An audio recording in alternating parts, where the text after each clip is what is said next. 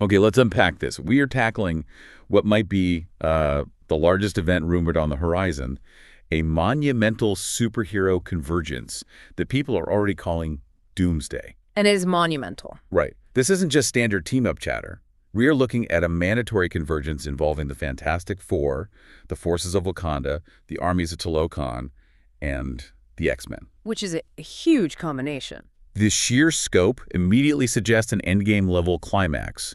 But the way this whole thing is being set up it's unique. It's a crisis where the major players are explicitly not starting at their strongest. That starting point is absolutely crucial. If we connect this to the bigger picture, it really looks like the writers are trying to compress two major narrative structures into one. Which are? Well, you've got an Infinity War-style defeat, right? And then the subsequent heroic recovery. Here, they're trying to do it all in a single explosive event. Okay, so a defeat and a comeback story all at once. Exactly. And you, the listener, need to understand that the main challenge here isn't just battling some external threat. It's about how to unite a collection of heroes who are either fundamentally broken, deeply isolationist, or only recently formed alliances still dealing with their own localized trauma. So the real conflict is internal, almost, before the big fight even starts. Precisely.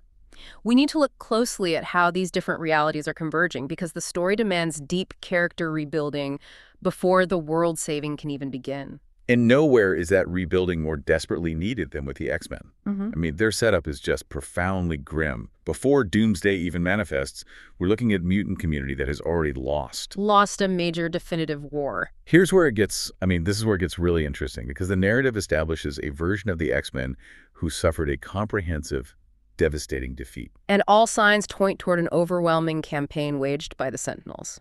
Yes, exactly. It's a dynamic that feels a lot like that powerful, tragic storyline from X-Men '97. The failure was a point of no return for them. This brings up a really tough question. What kind of loss utterly shatters the most powerful minds on the planet? We're not talking about a simple setback. No, not at all. We are talking about a full-scale mutant genocide. Countless lives, adults, children, the future, they all perished. This devastation was so complete that any hope for organized mutant recovery is, well, it's minimal, if not totally abandoned. And we see the immense emotional toll of this physically in the leaders.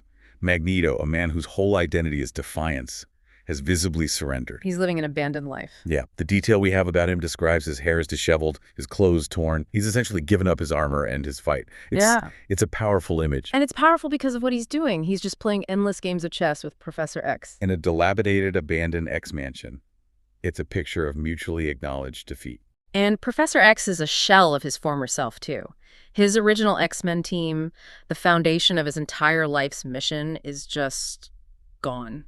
The trauma of that genocide was shared by both of them, forcing these rivals into this silent, tragic companionship. It's the ultimate statement of failure. You can almost feel the dust settling on that chessboard.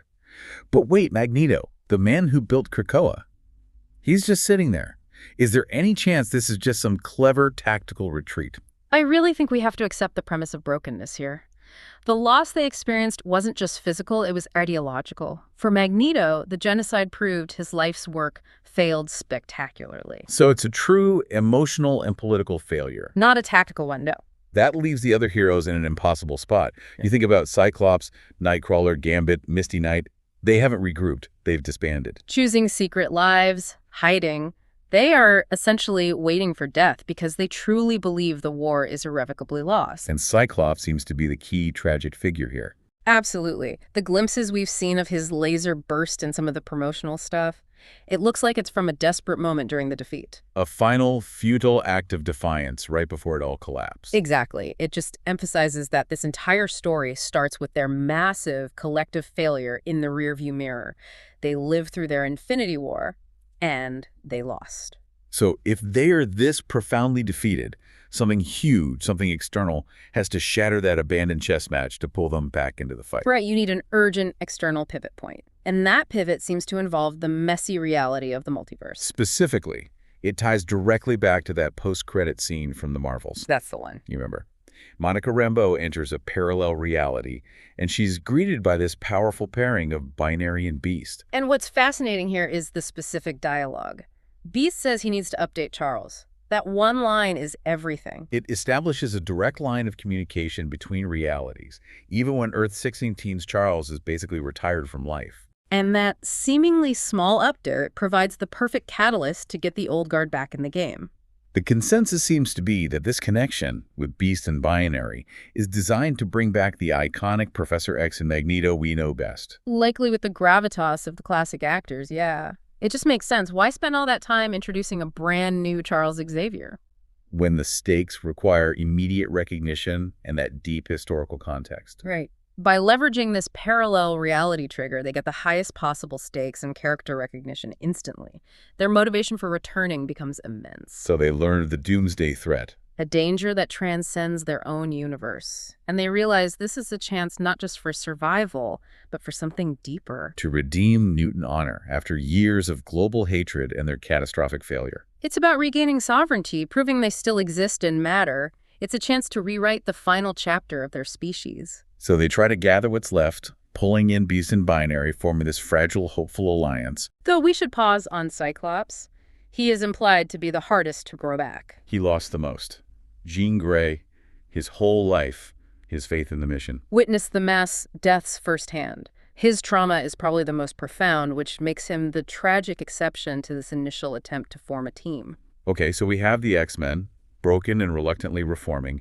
That's the reactive side of the defense. Now, let's pivot completely and look at the proactive side. The Wakanda-Talokan Strategic Alliance. A huge shift in tone. A completely different picture. The new geopolitical landscape features an unlikely but incredibly powerful alliance forged in the fires of Wakanda forever. We now see concrete evidence of deep technological compromise and collaboration between them. This alliance is a crucial strategic step, and it really sets them apart from the X-Men's failure. The end of Wakanda Forever explicitly foreshadowed this. A pact built on shared trauma and the need to protect their resources from the surface world. And this isn't just a handshake, it's a total defense pact based on technological integration. And we see the proof in the gear. We're not just talking about, a new paint job. Not at all. The exchange involves Shuri's new suit and Namor's upgraded armor displaying these distinct integrated elements. We know, for example, that the sea blue coloring isn't just for show. It represents hydrovibranium applications. Exactly. This is taking two of the world's most secretive, top-tier materials, vibranium and whatever biogel and alloys Talokan uses, and creating something entirely new, something far more powerful. What kind of exchange are we talking about? Well, we're hearing that it involves reinforcing vibranium weave with pressure-resistant biogel, which would let the Wakandans operate effectively underwater. And in return, Talokan gets access to anti-gravity synthesis tech. Which would explain how Namor's forces are suddenly capable of sustained high-speed flight. It fundamentally alters the global power balance. It makes both nations exponentially more powerful, and crucially, they're being proactive. They're building strength before the next crisis hits. Which is a stark contrast to the defeated, reactive posture of the X-Men. So, okay, we have all these separate, complex threads. The broken mutants, the travelers from another reality, and these consolidated, technologically superior global powers. They all need a moment to just crash together. And that moment, the definitive catalyst, is a crash landing on Earth 6-10-6. That's our timeline, the core one. That raises the stakes dramatically. And this crash landing belongs to the Fantastic Four's ship, the moment that shatters the fragile peace. And what's critical is the impact site. The new Avengers detect it, sure, but it falls directly into African territory. Which puts Shuri and Wakanda on the immediate front line. This has to set up an immediate emotional reaction for her. She detects this spaceship, and given everything she's been through. Oh, it immediately triggers a trauma response. The fear of another Thanos-level event descending on them. That memory is still fresh, and she is not taking any chances. Her response is instantaneous and decisive. She doesn't just summon Wakandan forces. No. She immediately summons the full strategic weight of the Talokan army, and King Namor arrives in his full upgraded gear, ready for a fight. And we have accounts confirming this. Namor and his army flying through the air near the crash site. Confirming that the defense pact is instantaneous and complete. They are ready. And who emerges from the wreckage of the ship? The Thing. Wow.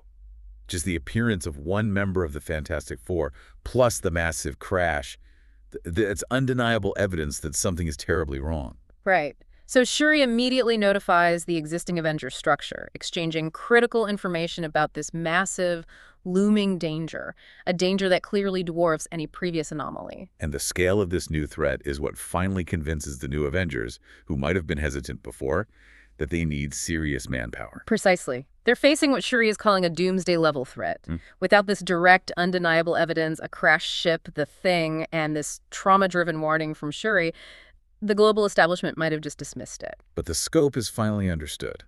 The crash forces all separate Earth teams, the reluctant X-Men, the new Avengers, and the powerful allied nations, to unite to fight this massive, converging danger. The whole board is finally set. We've traced the full arc now.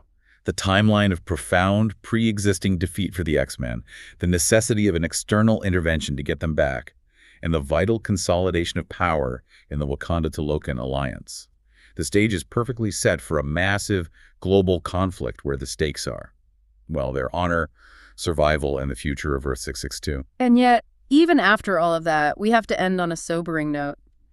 The premise strongly suggests that even the combined power of all these groups, it may not be enough. Not enough to save Earth. Potentially not enough. This implies the true architects of the danger, most likely a formidable partnership of doom, maybe even Mr. Fantastic operating outside normal moral boundaries, have a much, much larger game plan. Something more than just a simple invasion. It could involve complex time travel or massive reality shifts. The global assembly is necessary, but perhaps inherently insufficient to win outright. So if the foundation of this unified defense rests entirely upon Shuri's personal trauma and the devastating failure of the X-Men, what level of sacrifice will be required this time to truly save the world?